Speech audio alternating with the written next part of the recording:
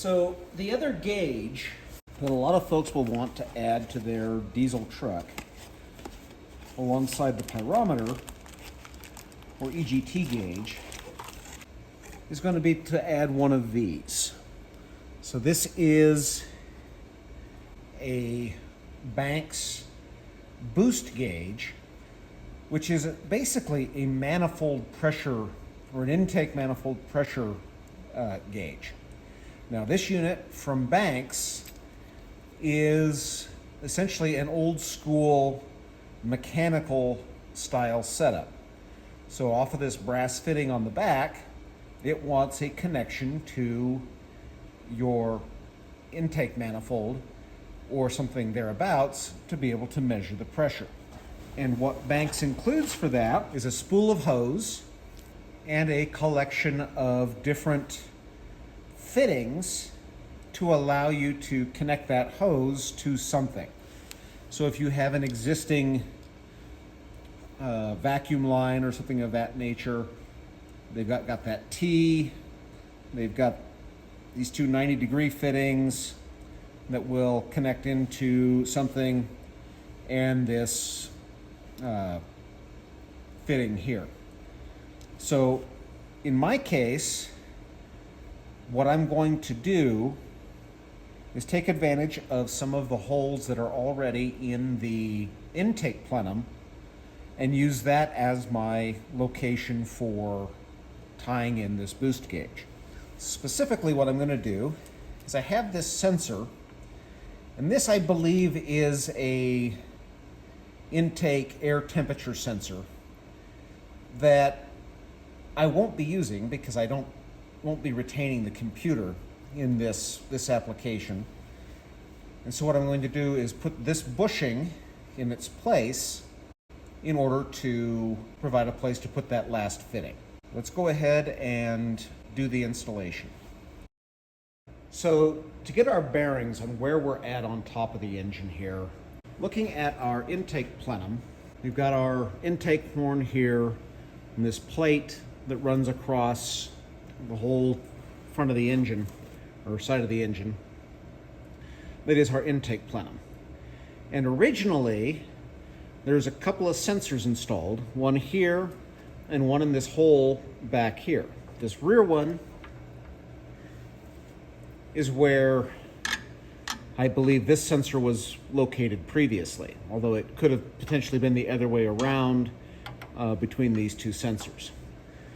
What I'm going to do, since I'm not using the computer, is I'm going to go ahead and use this hole for my boost. Now, there's other ways this could be done. You could, if you needed to retain the existing ones, potentially drill and tap this plate the same way we did for the exhaust manifold.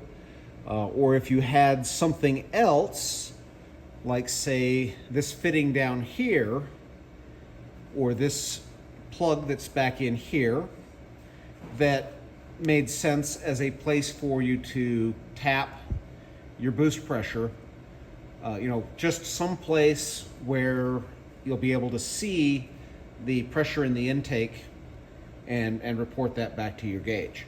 In my case, again, I've got this hole here that's not going to be or not necessary to use for the sensor that was there previously.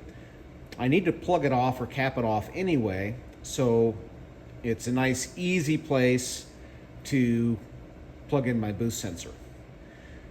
So with that, we're going to start by putting this bushing in here. I'm going to put some thread sealant on it and then set it into place. Just some thread sealant to make sure this doesn't become an air leak on the manifold.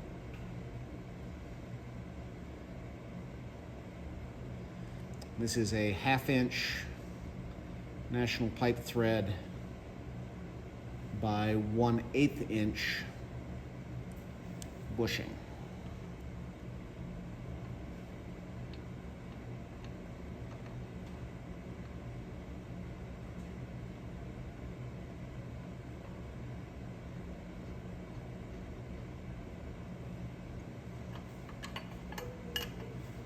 Here in this case, it's a brass fitting going into an aluminum plate, so this does not need to be stupid tight. You just want it good and snug.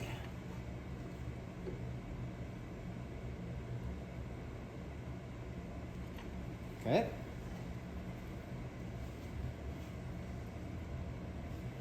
We'll do the same with a little bit more of the thread sealant on the, and this is a 1/8 inch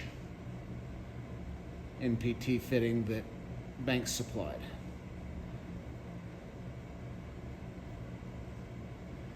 That actually ended up being quite a bit more than I wanted. And then we will put that into our fitting here. That does not want to fit. So I'm still going to have an interference problem with the fuel line, so I will probably need to do the 90-degree elbow here to make that fit properly. So yeah, that's just going to be a little bit too tall to get it in beside the injection line. So what I did is I went ahead and took the clips loose, so I was able to move things around to get a little bit more clearance, get that fitting on there.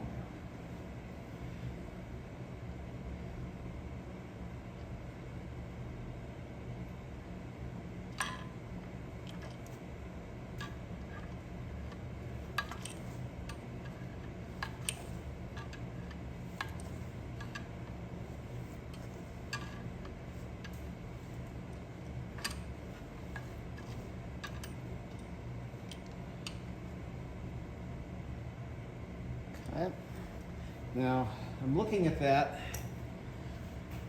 and still thinking I've got a definite interference issue where I'm not going to be able to get a clean pathway out of this bushing and into my tube. So I think I'm going to have to go ahead and get like a 90-degree 1/8 inch street elbow to come off of here instead in order to clear the pipe. But then we'll go ahead and put the fitting into the end of that, and everything should be good. All right, just a close out here on where we ended up. I got online and got a hold of this 90-degree 1/8 to 1/8 elbow. So what that lets me do is clear the injection line with a fair gap, actually. If you get down here and look at it, we've got air underneath it from all directions. And so then from there, I can screw in the compression fitting into the end of that is required for the Banks boost gauge. That allows me to connect the tubing that runs through the gauge, in turn runs back through the firewall. And then when I'm setting up my gauge clusters on the interior, just connect that to the back of the gauge. And with that, we're done. As always, if you like what we do, like, subscribe, comment, and share.